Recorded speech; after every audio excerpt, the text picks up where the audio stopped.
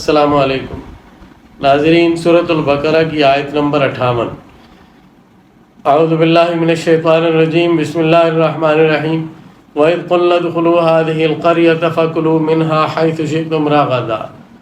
اور وہ وقت قابل ذکر ہے جب ہم نے کہا اس بستی میں داخل ہو جاؤ اور اس میں سے جہاں سے تم چاہو بہت فراغت کے ساتھ، یعنی فراوانی کے ساتھ کھاؤ۔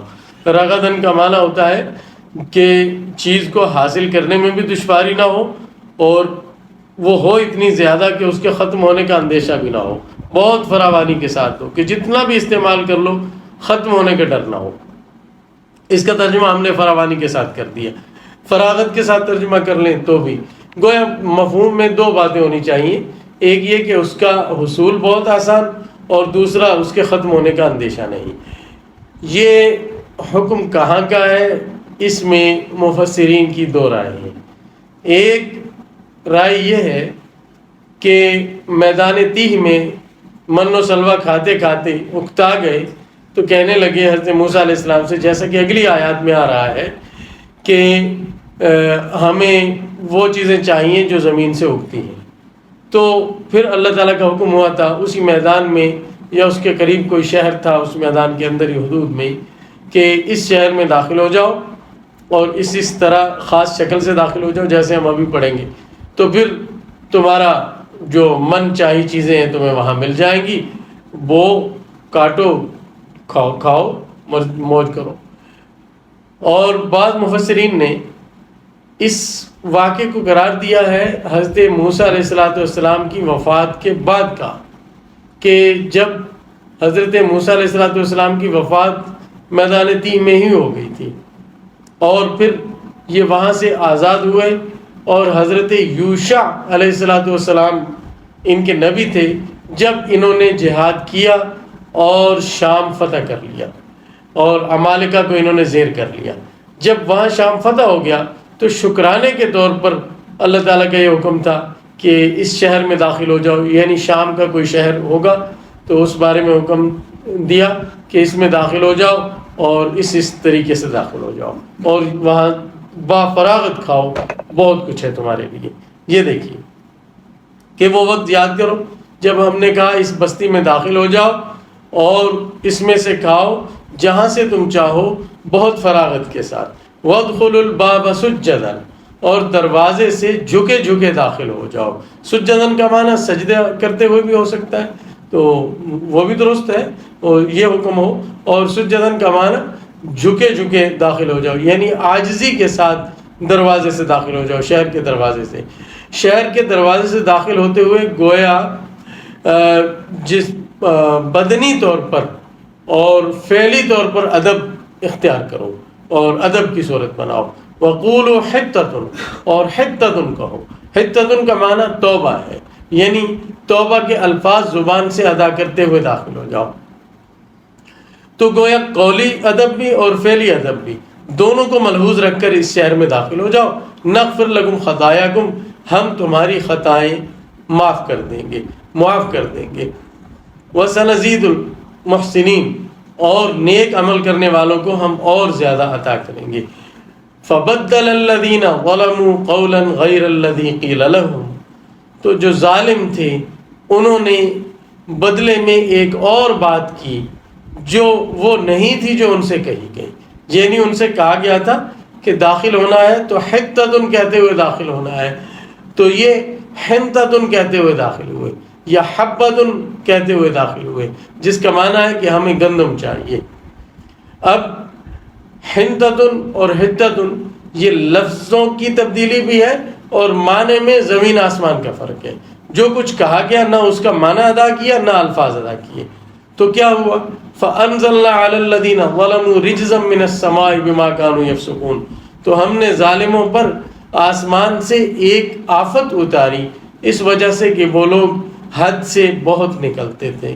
یہ آفت طاعون تھی، طاعون کی وبا پھوٹ پڑی اور روایات کے مطابق اس میں ان کے 70,000 لوگ مر گئے تھے۔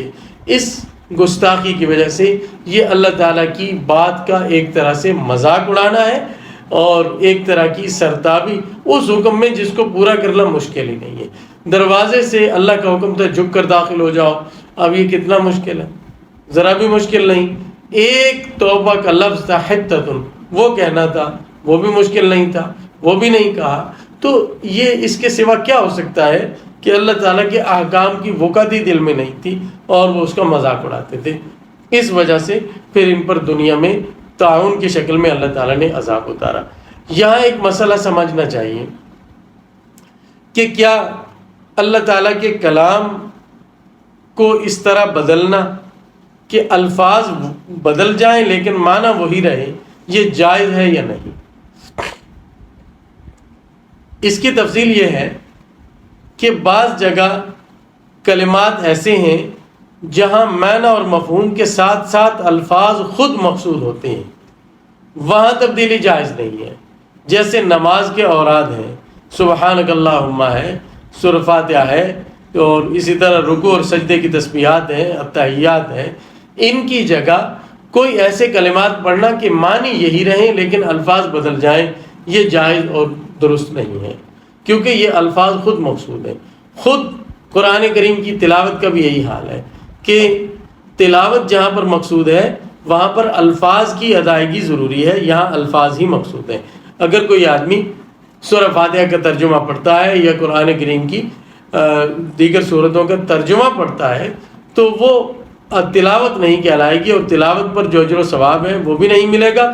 اور جہاں تلاوت فرض ہے، جیسے نماز کے اندر تلاوت فرض ہے، وہاں بھی ترجمہ پڑھنے سے وہ ادائیگی فرض کی نہیں ہوگی. ہاں جن جگہوں میں الفاظ مقصود نہیں صرف معنی مقصود ہے، وہاں الفاظ بدلے جا سکتے ہیں یا نہیں اگر معنی وہی رہے. اس میں پھر علماء کے دو قول ہیں. حضرت امام ابو حنیفہ رحمہ اللہ اور کچھ دیگر حضرات کی رائے یہ ہے کہ یہاں الفاظ کو تبدیل کرنا جائز ہے اگر معنی وہی رہے. اس عمل کو روایت بالمعنی کہتے ہیں، یعنی کوئی حدیث نقل کرنی ہے تو وہ جو رسول اللہ صلی اللہ علیہ وسلم کے جو الفاظ منقول ہیں ان الفاظ کو چھوڑ کر دوسرے الفاظ میں اس کا مفہوم ادا کیا جائے. تو ان حضرات فقہا کے نزدیک یہ عمل جائز ہے، لیکن شرط یہ ہے کہ ایسا کرنے والا عربی زبان کا ماہر بھی ہو اور وہ کلام جس موقع محل اور جس سیاق و سباق میں جس ماحول میں وارد ہوا ہے اس سے بھی پوری طرح واقف ہو، تاکہ کہیں وہ اس کا معنی ادا کرنے میں غلطی نہ کر جائے.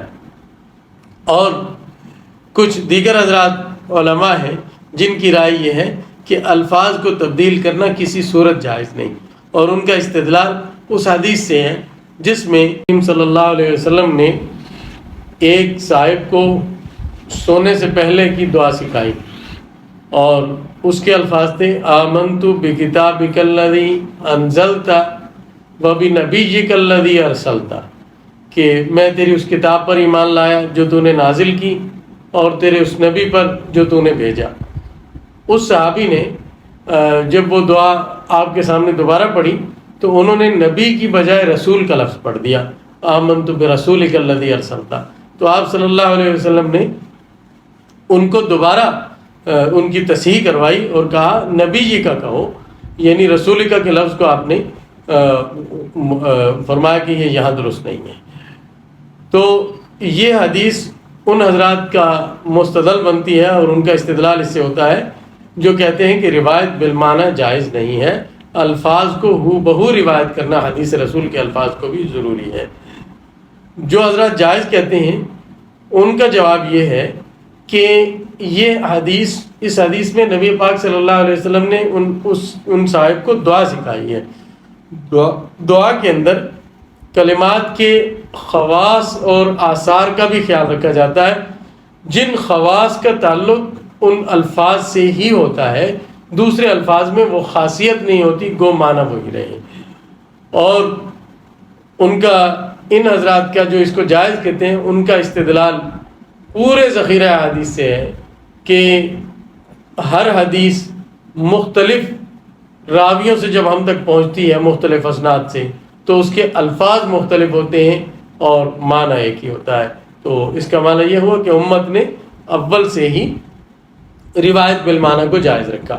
اور دوسرا، قرآن مجید میں بھی بعض واقعات ایسے ہیں جو کئی دفعہ ذکر کیے گئے، مثلا حضرت موسیٰ علیہ السلام کا قصہ قرآن مجید میں کئی جگہ ہے، فرعون کے ساتھ ان کا مکالمہ کئی جگہ ہے، ہر جگہ الفاظ مختلف ہیں، تو اس سے معلوم ہوا کہ روایت بالمعنی جائز ہے، یعنی الفاظ بدل کر اگر مفہوم وہی رہے تو اس طرح روایت کرنا جائز ہے، بس شرط وہی کہ وہاں پر الفاظ مقصود نہ ہو۔ وآخر دعوانا الحمد للہ رب العالمین۔